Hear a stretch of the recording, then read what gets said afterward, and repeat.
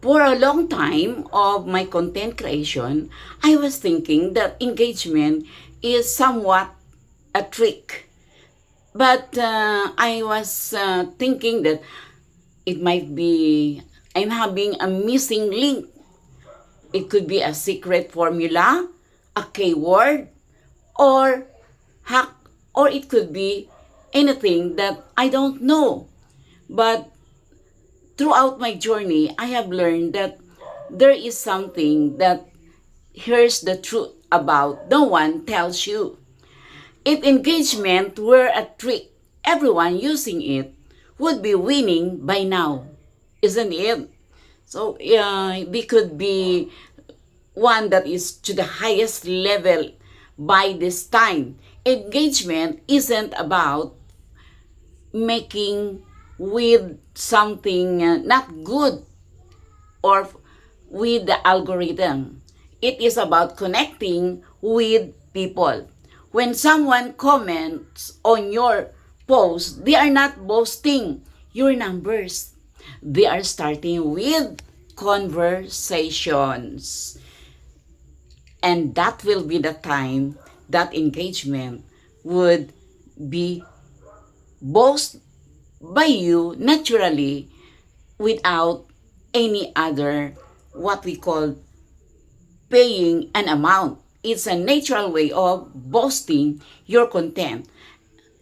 When you started to reply to the comments and when you ask questions, engagement questions that would be asking opinions of your reactor, then engagement will keep on increasing when you genuinely care for your engagers. You are building something deeper than reach.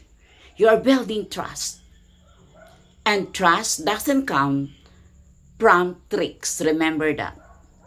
It comes from showing up daily, consistently. It must be sustained. Listening more than thinking. And treating every interaction like it matters much to you. Because it does. So if your progress now, you are having that feeling that it's somewhat slow, no movement at all, and you are already on prostration stage, disappointment, you must continue. What trick am I missing? Ask, do not ask that one. You should ask instead, how can I have an excellent or quality, better conversations with my engagers? Because real engagement isn't a hack. It's not a trick. It's a relationship. Connecting to people who are with us in our community. Here are my summarized lesson learned why engagement is a conversation, not a trick by the numbers. Take it down. Number one comment equals one real person, not a metric, not vanity metrics or analytics. Number two, zero hacks can replace genuine replies. Number three, two people talking to each other builds connection, emotional connection. Number four, 3 seconds of care equals 30 hashtags. But when you are posting your content, just use 3 to 5 hashtags. What I mean is hashtags that would be compounded. Do not exceed to 5 hashtags. That would be spammy.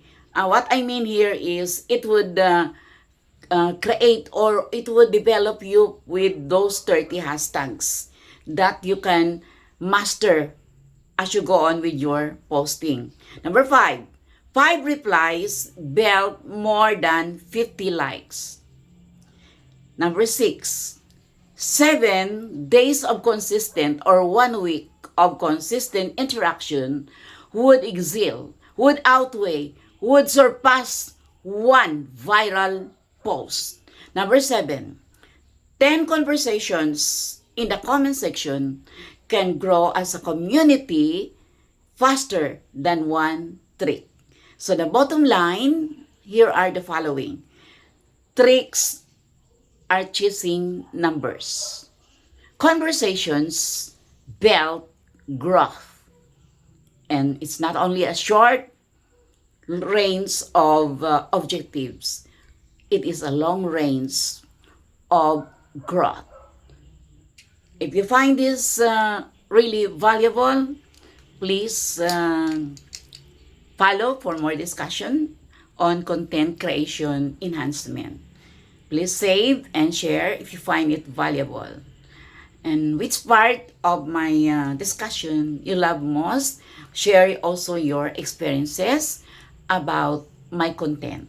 Thank you for watching. Until my next vlog, mabuhay! See you!